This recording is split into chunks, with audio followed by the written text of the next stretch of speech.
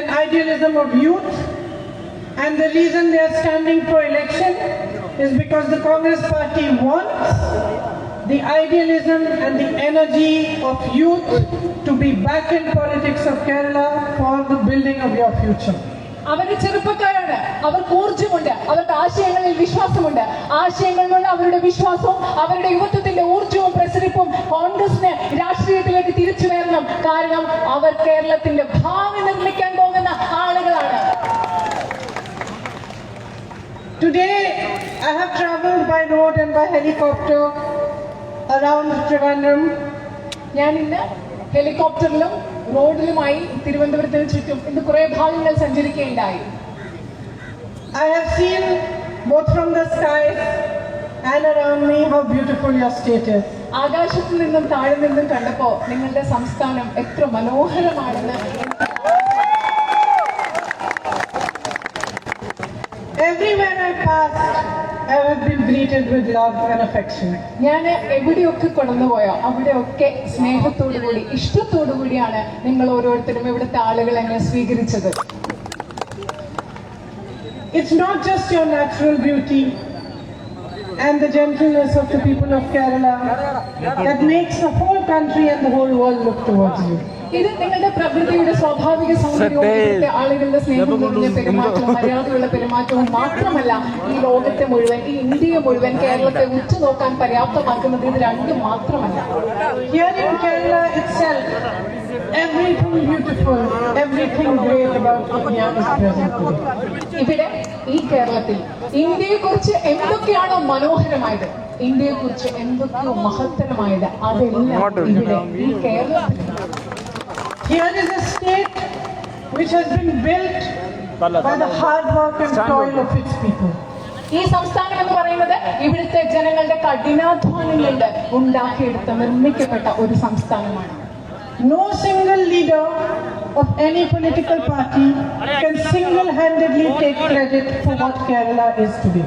കേരളം ഇന്ന് എന്താണോ അതിനുള്ള ക്രെഡിറ്റ് ഒരു രാഷ്ട്രീയ പാർട്ടിയുടെയും ഒരു നേതാവിനും ഒറ്റയ്ക്കെടുക്കാൻ സാധിക്കില്ല. ഇത് കേരളത്തിലെ ജനങ്ങളുടെ കഠിനാധ്വാനത്തിന്റെ ഫലമാണ്. Because Kerala has been built by you. കാരണം കേരളത്തെ നിർമ്മിച്ചത് നിങ്ങളാണ്. By the workers of Kerala, by those who work with the cashew crop, with coir, with rubber, the women in the fields, the women in the houses, the women and men who work in industries all over the world, in offices all over the world. In every sector, wherever you go, you are known for your hard work, you are known for your intelligence, you are known for your efficiency, and you are known for being trustworthy. Keralam നിർമ്മിച്ചത് കേരളത്തിലെ കയർ മേഖലയിൽ, കശുവണ്ടി മേഖലയിൽ പണിയെടുക്കുന്നവർ, മത്സ്യത്തൊഴിലാളികൾ, സ്ത്രീകൾ, പല മേഖലകളിലും പണിയെടുക്കുന്ന തൊഴിലാളികൾ, ഓഫീസുകളിൽ ജോലി ചെയ്യുന്നവർ, വീട്ടിൽ ജോലി ചെയ്യുന്നവർ, ഇവരെല്ലാവരും കൂടി ചേർന്നാണ് കേരളം ഉണ്ടാക്കിയത്. ലോകത്ത് എവിടെ പോയാലും ബുദ്ധിയുള്ള, സാമർഥ്യമുള്ള, കഠിനാധ്വാനികളായ മലയാളികൾ ഇവരെല്ലാം ചേർന്നാണ് ഈ കേരളത്തെ നിർമ്മിച്ചെടുത്തത്. It is from here that the philosophy of Sri Narayan Guru taught equality. It taught that all human beings were equal and that love, peace and affection and brotherhood mattered more than anything else. ഈ മണ്ണിൽ നിന്നാണ് എല്ലാവരും തുല്യരാണെന്നുള്ള ശ്രീനാരായണ ഗുരുദേവന്റെ തത്വശാസ്ത്രം ഈ ലോകത്തിന് കിട്ടിയത്. എല്ലാ മനുഷ്യരും തുല്യരാണ്. മനുഷ്യരുടെ ഇടയിലുള്ള സ്നേഹം, സന്തോഷം, സമാധാനം, സാഹോദര്യം ഇവയൊക്കെ പ്രധാനപ്പെട്ടതാണെന്ന് ലോകത്തിന് പകർന്നു നൽകിയത് ഈ മണ്ണാണ്. So what is the real gold of Kerala? അപ്പോ കേരളത്തിലെ യഥാർത്ഥ സ്വർണം എന്താണ്? I would say that more than the land, the sea, the beautiful trees, it is the people of Kerala. എനിക്ക് പറയാൻ സാധിക്കും, ഈ ഭൂമിയെക്കാളും, ഈ കടലിനേക്കാളും, ഈ ഭയങ്കര മനോഹരമായ പ്രദേശങ്ങളെക്കാളും ഒക്കെ കേരളത്തിന്റെ സ്വർണം എന്ന് പറയുന്നത് കേരളത്തിലെ ജനങ്ങളാണ്. It is your culture and what you build. നിങ്ങളുടെ സംസ്കാരം, കേരളത്തിന്റെ സ്വർണം എന്ന് പറയുന്നത് നിങ്ങളുടെ സംസ്കാരവും നിങ്ങൾ എന്ത് നിർമ്മിച്ചെടുത്തോ, ഉണ്ടാക്കിയെടുത്തോ, അതുമാണ് കേരളത്തിന്റെ യഥാർത്ഥ സ്വർണം. Unfortunately, there is a government in Kerala that does not recognize this gold. പക്ഷേ ദൗർഭാഗ്യകരമെന്ന് പറയട്ടെ, ഈ സ്വർണം, കേരളത്തിന്റെ യഥാർത്ഥ സ്വർണം എന്ന് തിരിച്ചറിയാനാവാത്ത ഒരു ഗവൺമെന്റ് കേരളത്തിലുണ്ട്. ആ ഗവൺമെന്റിന് കേരളത്തിന്റെ gold. ഈ സ്വർണത്തെ ബഹുമാനിക്കാൻ ആ ഗവൺമെന്റിന് കഴിയുന്നില്ല. In fact, it is far too interested in foreign gold and its smuggling. ഒരർത്ഥത്തിൽ പറഞ്ഞാൽ കേരളത്തിലെ യഥാർത്ഥ സ്വർണത്തെ ബഹുമാനിക്കുന്നതിന് പകരം കേരളത്തിലെ ഗവൺമെന്റിന് താല്പര്യമുള്ളത് വിദേശത്തുള്ള സ്വർണത്തിലും In giving fishing contracts to multinational companies. ആഴക്കടൽ മത്സ്യബന്ധനത്തിലുള്ള കരാർ കുത്തക കമ്പനികൾക്ക്, ബഹുരാഷ്ട്ര കുത്തക കമ്പനികൾക്ക് നൽകുന്നതിലൂടെ, in selling off the assets of Kerala to the same corporates. കോർപ്പറേറ്റുകൾക്ക് കേരളത്തിന്റെ സമ്പത്തിനെ വിൽക്കുന്നതിലൂടെ It allows rubber to be imported unchecked while the rubber industry in Kerala suffers. കേരളത്തിലെ റബ്ബർ വ്യവസായം ധാരാളം ബുദ്ധിമുട്ടുകളിലൂടെ കടന്നു പോകുമ്പോൾ അനിയന്ത്രിതമായി റബ്ബറിന്റെ ഇറക്കുമതി ഗവൺമെന്റ് സമ്മതിച്ചു കൊടുക്കുകയാണ് ചെയ്യുന്നത്. This government that promised you the revival of the cashew industry did nothing for it. കശുവണ്ടി വ്യവസായത്തെ പുനരുജ്ജീവിപ്പിക്കുമെന്ന് ഈ ഗവൺമെന്റ് നിങ്ങളോട് വാഗ്ദാനം ചെയ്തു, പക്ഷെ അതൊന്നും ചെയ്തില്ല. അതിനുവേണ്ടി It promised support to the coir industry, did nothing for it. കയർ വ്യവസായത്തിന് പിന്തുണ നൽകുമെന്ന് ഗവൺമെന്റ് പറഞ്ഞു, പക്ഷെ ഒന്നും ചെയ്തില്ല. They promised you 20 lakh jobs, they did not give them. അവർ നിങ്ങൾക്ക് 20 ലക്ഷം ജോലികൾ വാഗ്ദാനം ചെയ്തു, പക്ഷെ അതൊന്നും ചെയ്തില്ല. Instead, the minute they came into power, they started filling government posts with their own people. പക്ഷെ അവരെന്താണ് ചെയ്തത്? അവർ ഗവൺമെന്റിൽ അധികാരത്തിൽ എന്ന് വന്നു ആ നിമിഷം തൊട്ട് ഗവൺമെന്റ് തസ്തികകൾ അവർക്ക് ഇഷ്ടമുള്ള ആളുകളെ കൊണ്ട് നിറയ്ക്കുക എന്നതാണ് കേരളത്തിലെ LDF ഗവൺമെന്റ് ചെയ്തത്. When thousands and thousands of young people protested, they were greeted with lathis and beatings. ഇവിടുത്തെ കേരളത്തിലെ ആയിരക്കണക്കിന് ചെറുപ്പക്കാർ ഇതിനെതിരെ ഇവിടെ പ്രതിഷേധിച്ചപ്പോൾ അവരെ മർദ്ദിക്കുകയായിരുന്നു. ലാത്തി ചാർജുകൾ കൊണ്ടാണ് അവരെ ഈ ഗവൺമെന്റ് നേരിട്ടത്. Because effectively, what you are seeing in Kerala today is a politics of fear, of fascism, of fraud, and of favoritism. എന്താന്ന് വെച്ചാൽ നിങ്ങൾ ഇന്ന് കേരളത്തിൽ കാണുന്ന രാഷ്ട്രീയം എന്ന് പറയുന്നത് ഭയത്തിന്റെ രാഷ്ട്രീയമാണ്, ഫാഷിസത്തിന്റെ രാഷ്ട്രീയമാണ്, തട്ടിപ്പിന്റെ വഞ്ചനയുടെ രാഷ്ട്രീയമാണ്, സ്വജനപക്ഷപാതത്തിന്റെ രാഷ്ട്രീയമാണ്. ഇതാണ് നിങ്ങൾ കേരളത്തിൽ നിന്ന് കണ്ടുകൊണ്ടിരിക്കുന്നത്. So many youth Congress workers have been killed. What has the government done? It has protected the killers. കേരളത്തിൽ വളരെയധികം യൂത്ത് കോൺഗ്രസ് പ്രവർത്തകർ കൊല്ലപ്പെടുകയാണ്. അപ്പോൾ ഗവൺമെന്റ് എന്താണ് ചെയ്തത്? അത് കൊലപാതകികളെ സംരക്ഷിക്കാൻ ശ്രമിക്കുകയാണ് ആ അവസരത്തിൽ ഇവിടുത്തെ ഗവൺമെന്റ് ചെയ്തത്. While showing concern for women who are raped in other states, the government here decided to protect those who raped the girl in Wayanad. നിങ്ങൾക്കറിയാമോ, മറ്റ് സംസ്ഥാനങ്ങളിൽ നടക്കുന്ന പെൺകുട്ടികൾക്കെതിരെ നടക്കുന്ന അതിക്രമങ്ങളെ കുറിച്ചും ബലാത്കാരത്തെ കുറിച്ചും വളരെയധികം ആകുലത പ്രകടിപ്പിക്കുമ്പോൾ ഇവിടുത്തെ ഗവൺമെന്റ് എന്താണ് ചെയ്തത്? വാളയാറിലെ പെൺകുട്ടികളെ കൊലപാതകം ചെയ്തവരെ സംരക്ഷിക്കാനുള്ള ശ്രമമല്ലേ ഇവിടുത്തെ ഗവൺമെന്റ് ചെയ്തത്? In fact, they behave no different from the UP government. സത്യം പറഞ്ഞാൽ UP ഗവൺമെന്റിൽ നിന്നും ഒട്ടും വ്യത്യസ്തമായല്ല ഈ കാര്യത്തിൽ They showed it as a suicide case. They tried to hide evidence. They diluted the investigation.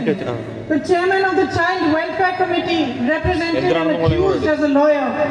അവരിതിനെ ഒരു ആത്മഹത്യയാക്കി മാറ്റാൻ ശ്രമിച്ചു, ഇവിടുത്തെ തെളിവുകൾ ഇല്ലാതാക്കാൻ ശ്രമിച്ചു, അന്വേഷണത്തെ അട്ടിമറിക്കാൻ ശ്രമിച്ചു. ശിശുക്ഷേമ സമിതിയുടെ ഭാഗമായിരുന്ന ആള് ഇതിൽ പ്രതികളെ സംരക്ഷിക്കുന്ന അഭിഭാഷകനായി വാളയാർ കേസിൽ ഇതാണ് ഇവിടുത്തെ ഗവൺമെന്റ് ചെയ്തത്.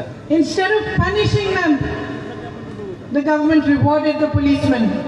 ഇപ്പോൾ അതിലെ കുറ്റവാളികളായ പോലീസുകാരെ ശിക്ഷിക്കുന്നതിന് പകരം അവർക്ക് പ്രതിഫലം നൽകുകയാണ് ഗവൺമെന്റ് ചെയ്തത്. In fact, some of the alliance partners speak in the same way as the BJP politicians in UP do. നിങ്ങൾക്കറിയാമോ, ഇവിടുത്തെ ഇടതുപക്ഷ ഗവൺമെന്റിന്റെ സഖ്യകക്ഷികളിൽ ചിലർ BJP രാഷ്ട്രീയക്കാർ, BJPയുടെ ഭാഗമായ രാഷ്ട്രീയക്കാർ സംസാരിക്കുന്ന അതേ ഭാഷയിലാണ് ഇവിടെ സംസാരിക്കുന്നത്. They bring up issues like love jihad. Our love ജിഹാദ് പോലെയുള്ള വിഷയങ്ങളെ പറ്റിയാണ് ഇടതുപക്ഷ ഗവൺമെന്റിന്റെ സഖ്യകക്ഷികൾ ഇവിടെ സംസാരിക്കുന്നത്. What is this if it is not fascist? ഇത് ഫാഷിസം അല്ലെങ്കിൽ ഇത് പിന്നെ മറ്റെന്താണ്? What are the characteristics of fascism? ഫാഷിസത്തിന്റെ സ്വഭാവ സവിശേഷതകൾ എന്തൊക്കെയാണ്? One supreme leader. ഒരു സുപ്രീം, എല്ലാവരിലും മികച്ചതായ ഒരു നേതാവ്. Fear amongst the public. ജനങ്ങളുടെ ഇടയിലുള്ള ഭയം. the silencing of the public voice, ജനങ്ങളുടെ ശബ്ദത്തെ നിശബ്ദമാക്കൽ, ഇല്ലാതാക്കൽ, അടിച്ചമർത്തൽ, PR, propaganda and lies. PR വർക്കുകളും പ്രചരണങ്ങളും വലിയ പ്രചരണങ്ങളും. These are the hallmarks of fascist governments. ഇതാണ് ഫാഷിസ്റ്റ് ഗവൺമെന്റുകളുടെ മുഖമുദ്രകൾ എന്ന് പറയുന്നത്. ഞാൻ ഈ മുമ്പ് പറഞ്ഞ കാര്യങ്ങളാണ്. That they cannot tolerate dissent. അവർക്കൊരിക്കലും വിയോജിപ്പിനെ നേരിടാൻ, വിയോജിപ്പ് സഹിക്കാൻ അവർക്ക് സാധിക്കില്ല. They cannot tolerate protest. അവർക്കൊരിക്കലും എതിർപ്പ് സഹിക്കാൻ സാധിക്കില്ല. And nothing makes them more afraid അവരെ പ്രൊട്ടസ്റ്റുകൾ, എതിർപ്പുകൾ, വിയോജിപ്പുകൾ, ഇതൊക്കെ ഇവരെ ഏറ്റവും കൂടുതൽ ഭയപ്പെടുത്തുന്നത്. then when the people start demanding their rights and standing up for what they know to be correct. ജനങ്ങൾ എന്നാണോ അവരുടെ അവകാശങ്ങൾക്ക് വേണ്ടി നിൽക്കാൻ തുടങ്ങുന്നത്, അവരുടെ അവകാശങ്ങൾക്ക് വേണ്ടി പോരാടാൻ തുടങ്ങുന്നത്, അതിലധികം അവരെ ഭയപ്പെടുത്തുന്ന, പേടിപ്പെടുത്തുന്ന മറ്റൊന്നുമില്ല. What is the point of swearing to a communist manifesto if you carry out a corporate agenda? നിങ്ങൾ കമ്മ്യൂണിസ്റ്റ് മാനിഫെസ്റ്റോയെ പറ്റി, നിങ്ങൾ കമ്മ്യൂണിസ്റ്റ് മാനിഫെസ്റ്റോയാണ് വിധേയത്വം പുലർത്തുന്നതെന്ന് പറയുന്നതിന് എന്തർത്ഥമാണുള്ളത്? നിങ്ങളുടെ പ്രവൃത്തികളെല്ലാം കോർപ്പറേറ്റ് മാനിഫെസ്റ്റോയെ അടിസ്ഥാനമാക്കിയാണെങ്കിൽ അതിന് എന്തർത്ഥമാണുള്ളത്? What is the point of making promises to people during elections if you cannot fulfill even a single one of them afterwards? ജനങ്ങൾക്ക് മുമ്പിൽ വന്ന് തെരഞ്ഞെടുപ്പ് കാലത്ത് വാഗ്ദാനങ്ങൾ നടത്തുന്നതിൽ എന്തർത്ഥമാണുള്ളത്? ഈ നടത്തിയ വാഗ്ദാനങ്ങളിൽ ഒരെണ്ണം പോലും നിങ്ങളെ കൊണ്ട് പാലിക്കാൻ പറ്റുന്നില്ലെങ്കിൽ നടത്തുന്നതിൽ എന്തർത്ഥമാണുള്ളത്? What is the point of being such a so-called strong leader and chief minister of a state when scam after scam is revealed and your answer to each one is the same, that you had no idea? എന്താണ് നിങ്ങൾ വലിയ ശക്തനായ ഭരണാധികാരിയാണ്, ഒരു സംസ്ഥാനത്തിന്റെ ശക്തനായ മുഖ്യമന്ത്രിയാണെന്ന് എന്നൊക്കെ പറയുന്നതിൽ എന്തർത്ഥമാണുള്ളത്? ഒന്നിനു പുറകെ ഒന്നായി അഴിമതി കഥകൾ പുറത്തു വരുമ്പോൾ എനിക്കിതൊന്നും അറിയില്ല എന്ന് പറയുകയാണെങ്കിൽ നിങ്ങൾ ശക്തനായ മുഖ്യമന്ത്രിയാണെന്ന് പറയുന്നത് With what strength, with what moral courage can a leader say he did not know when his own office WhatsApp chats have been revealed in the EMCC scam? EMCC സ്കാമിൽ സ്വന്തം ഓഫീസിലെ വാട്സാപ്പ് സംഭാഷണങ്ങൾ പുറത്തു വരുമ്പോൾ എന്ത് ശക്തിയുടെ പേരിലാണ്, എന്ത് ധാർമ്മികമായ ധൈര്യത്തിന്റെ പേരിലാണ് ഒരു നേതാവിന് എനിക്ക് ഒന്നും അറിയില്ലായിരുന്നു എന്ന് പറയാൻ സാധിക്കുന്നത്? When officers close to him are involved in the gold scam, സ്വർണ്ണക്കടത്തിൽ അദ്ദേഹത്തിനോട് അടുപ്പമുള്ള ഓഫീസേഴ്സ് ഇതിൽ ബന്ധപ്പെട്ടിരിക്കുമ്പോൾ, when the LDF government uses proxy firms to receive funds from a foreign agency in the Kerala Life Mission project scam, life mission പദ്ധതിയുടെ ഭാഗമായിട്ട് LDF government പകരക്കാരെ വെച്ചുകൊണ്ട് വിദേശ ഏജൻസികളിൽ നിന്ന് നിക്ഷേപം സ്വീകരിക്കുമ്പോൾ, with what face does he tell the people of Kerala that he had no idea? എങ്ങനെയാണ് കേരളത്തിലെ ജനങ്ങളോട് അദ്ദേഹത്തിന് പറയാൻ സാധിക്കുന്നത് ഇതിനെപ്പറ്റി ഒന്നും? When his own government signs a deal with Sprinkler in the US without a confidentiality clause, compromising the healthcare data of thousands and thousands of Kerala citizens.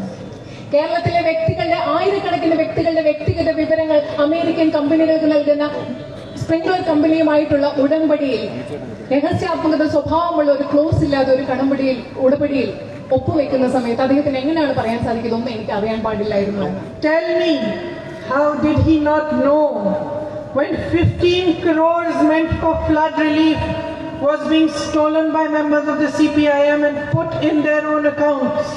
How did he not know? എന്നോട് നിങ്ങൾ പറയൂ, എങ്ങനെയാണ് പ്രളയ ദുരിതാശ്വാസ ഫണ്ടിന്റെ ഭാഗമായ 15 കോടി രൂപ CPM-കാരുടെ അക്കൗണ്ടിൽ പോയപ്പോൾ അദ്ദേഹം അറിയാതിരുന്നത് എങ്ങനെയാണെന്ന് നിങ്ങൾ എന്നോട് പറയൂ. 5,000 crore worth of interest and livelihood of Kerala's fishermen has been sold. And every fisherman in Kerala knows that the Chief Minister is not telling the truth about it.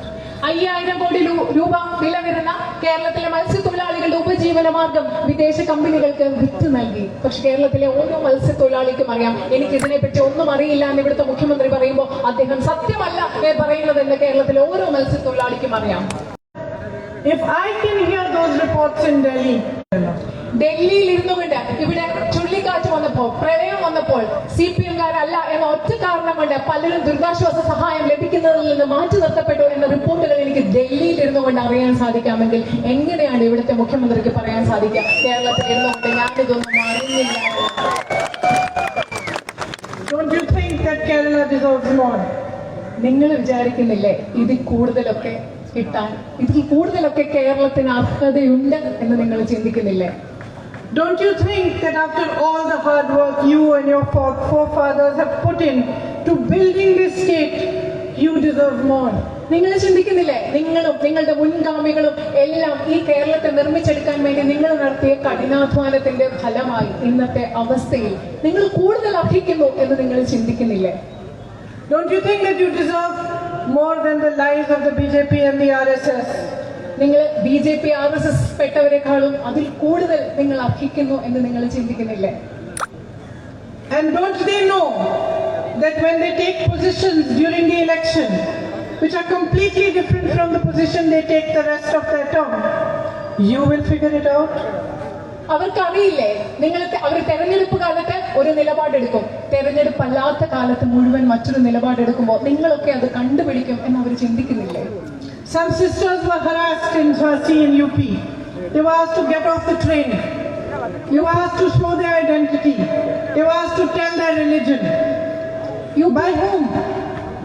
യുപിയിലെ ഝാൻസിയിൽ നിങ്ങൾക്കറിയാം, ട്രെയിനിൽ നിന്ന് കന്യാസ്ത്രീകളെ അവർ ഉപദ്രവിക്കുകയുണ്ടായി. അവർ ട്രെയിനിൽ നിന്ന് പുറത്തിറക്കാൻ പറഞ്ഞു. അവരുടെ മതം എന്താണെന്ന് അവരോട് ചോദിച്ചു. അവരുടെ ഐഡന്റിറ്റി കാർഡ് കാണിക്കാൻ പറഞ്ഞു. നിങ്ങൾക്ക് അറിയാമോ ആരാണ് ഇത് ചെയ്തതെന്ന്? By goons from the BJP's youth wing.